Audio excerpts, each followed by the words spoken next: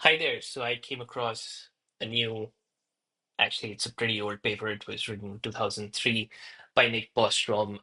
It's called The Simulation Argument. The genesis of this is essentially an episode which I was watching on the Diary of a CEO, where one of the guests was actually propagating that we are living in a simulation. So I thought, why not go and read this paper, which was written by Nick Bostrom. He also does reference another paper, which I'll probably cover in another video. So I think Um, he obviously starts out by talking about the Matrix. A meme I came across recently was that if you aren't living in the Matrix, then why have they gotten rid of all the payphones? And that is actually food for thought.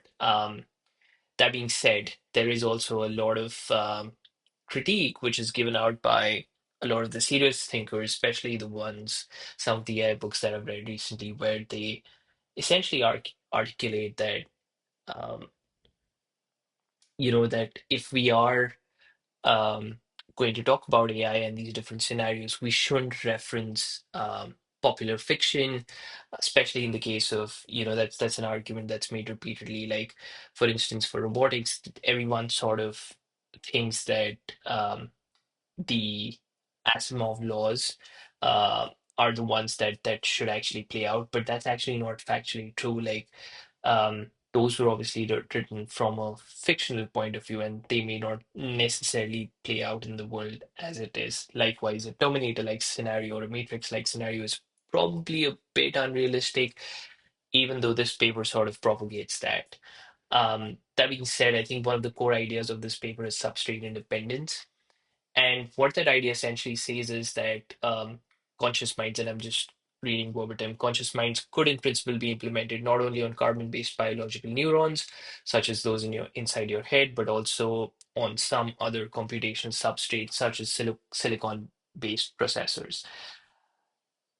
In summary, essentially, what Nick is suggesting is that we could replicate our brain in theory on a computer. How would that happen? How would you sort of showcase all the neurological pathways? Is not still fully understood, but that is essentially his underlying hypothesis. This is also something that Ray Kurzweil actually says in one of his books, which I am also reading in parallel, which is, I think it's called How to Build Your Brain, or How to Build a Mind. But essentially their thoughts sort of converge in terms of this core idea. Moving on, essentially, given substrate independence, which is what this paper propagates for, it is in principle possible to implement a human mind on a sufficiently fast computer. Doing so would require very powerful hardware that we do not yet have. It's important to keep in also into context the timeline of when this was written, which is 2003. Obviously, Moore's law has been playing out. Moore's law um, essentially propagates that compute power doubles. I think it's every 24 months or 12 months. I can't recall. And what that essentially propagates is that because compute power is doubling um, at that pace, essentially what you will have is that you will be able to replicate something which is very complex like the human mind. There have been conversations around how Moore's law is essentially being broken, or it's reached its threshold.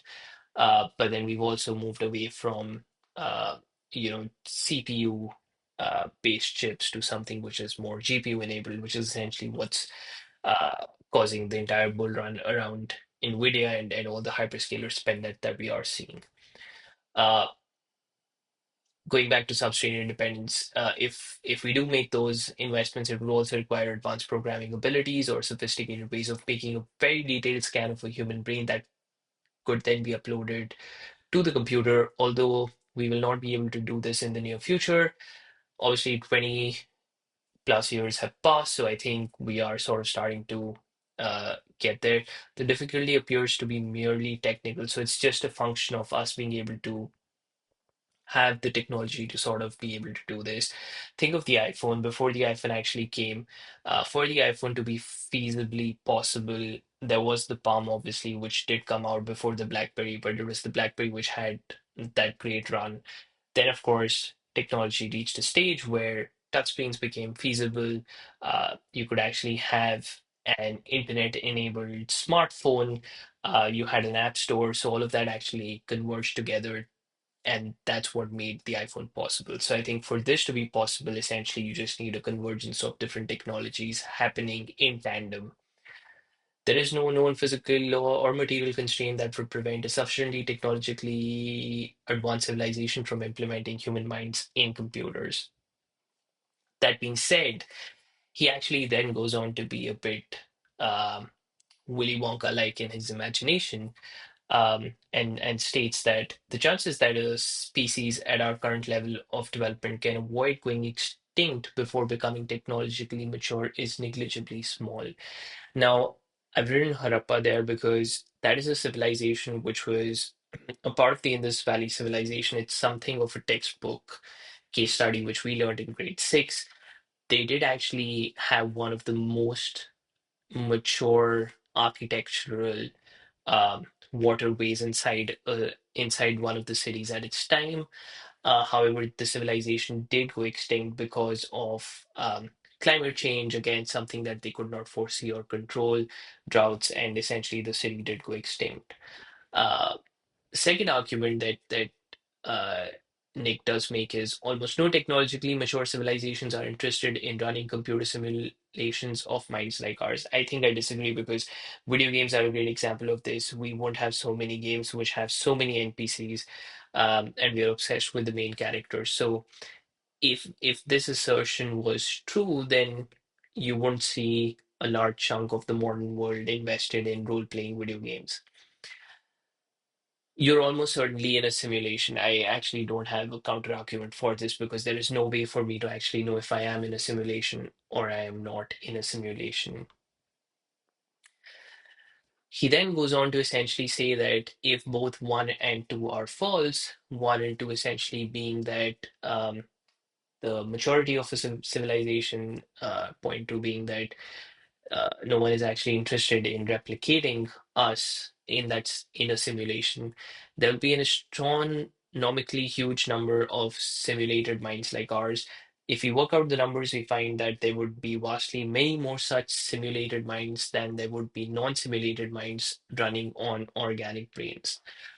Um, I think a good analogy or parallelism in this particular case would be AI slop. So what you would see is that um, there is a lot of original content which gets generated on the internet, but then there's also an equal amount of AI slop which is on the internet as well, and that's only started to increase. So, I mean, if this in this particular argument, I felt that that was the easiest way to understand that, um, and I don't know how else to sort of understand it or compare it.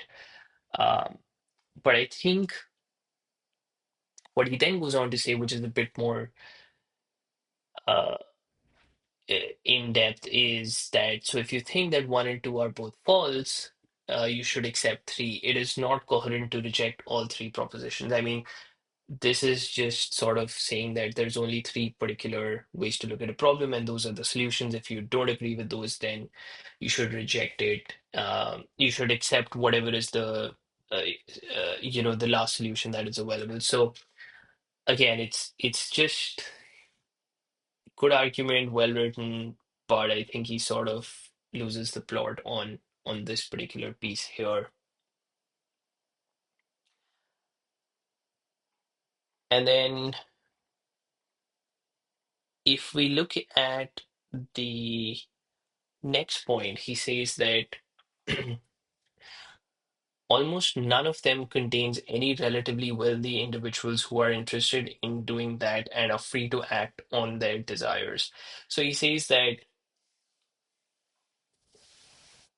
for possibility two, requires that there is a strong convergence among all sufficiently advanced civilizations. Almost none of them is interested in running computer simulations of minds like ours, and almost none of them contains any relatively wealthy individuals who are interested in doing that.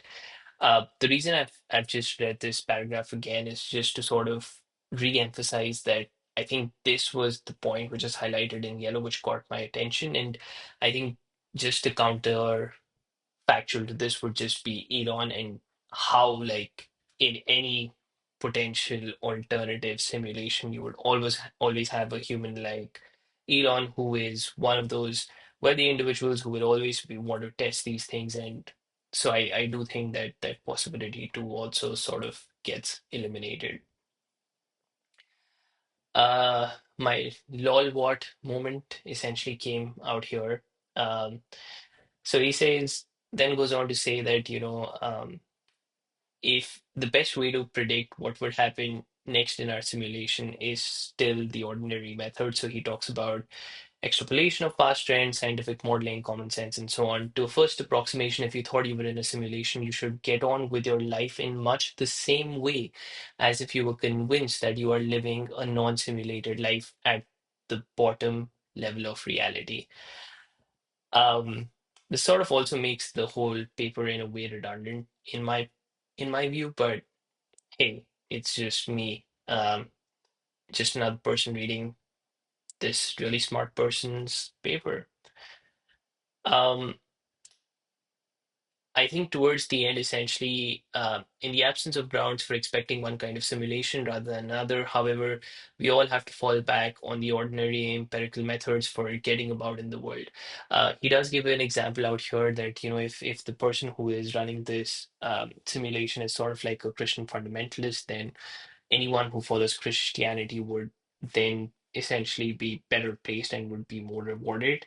And then there would obviously be impact on the afterlife, and some uh, you know examples that he does talk about. Um, I think towards the end, he does sort of go back to reinforce why he does believe that we are living in a simulation, and that is that. Uh, Another event that would let us conclude with a very high degree of confidence that we are in a simulation is if we ever reach the point where we are about to switch on our own simulations. If we start running simulations, that would be very strong evidence against one and two, that would leave us with only three. And I think this is probably one of the smartest arguments that are there in this paper. The reason for this is that if you think about CRISPR and gene editing, it is sort of talking back to us being able to do this. We are able to actually run a simulation of the DNA, introduce new components to it, and then essentially be able to create a new edited gene.